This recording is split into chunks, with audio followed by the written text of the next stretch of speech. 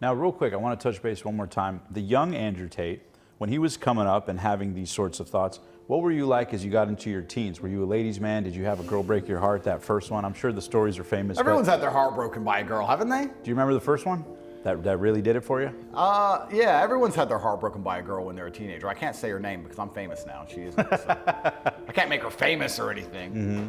But I think everyone's had their heart broken by a girl, and that's an important part of life. I'm sure every girl's had her heart broken by a man. I don't think it's gendered. I think that's just how the society functions. That's just how it goes. Well, the reason I ask too is because a lot of people that we've interviewed, a lot of high-level entrepreneurs, billionaires, a lot of people who've done big things, a lot of them had a chip on their shoulder early on.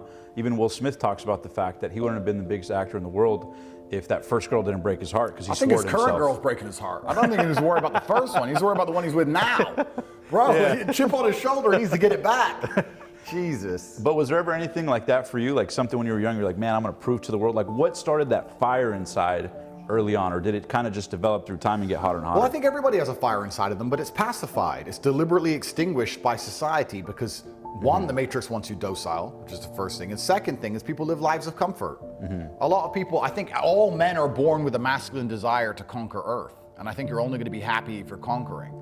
But if you're living a semi-comfortable life and your mother is nice to you and you're not under any pressure and the matrix is telling you it's fine to just be average, well, then you're going to be sitting there being average. I was never comforted. I was never given an easy life. I never had anyone in my life who was saying, don't worry, Andrew, it's okay to just be this guy. I was told the opposite all the time. I don't know if the fire inside of me is any bigger than it is inside of every other man.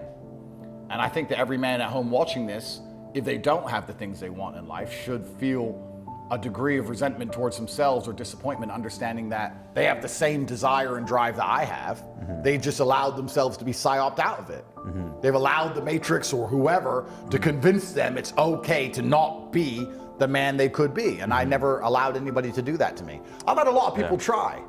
I've had girlfriends say, Andrew, you're rich enough, and why are you going to jail, and why all this stress? Why can't we just relax, just be quiet, just, you know, and my mom has said it, women usually, because they protect, that's how a woman will protect you, right? A man will die beside you. A woman can only protect you by trying to convince you out of going to war in the first place.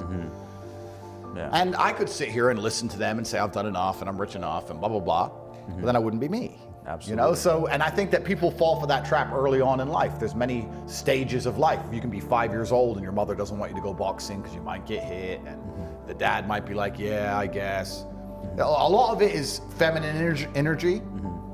And then another huge part of it is the matrix-led propaganda, because they don't like masculine imperatives because it defends the society, which they're trying to destroy. But I lived in a household where my father was in charge and my mother wasn't allowed to baby us, and we were always pushed to be the same way.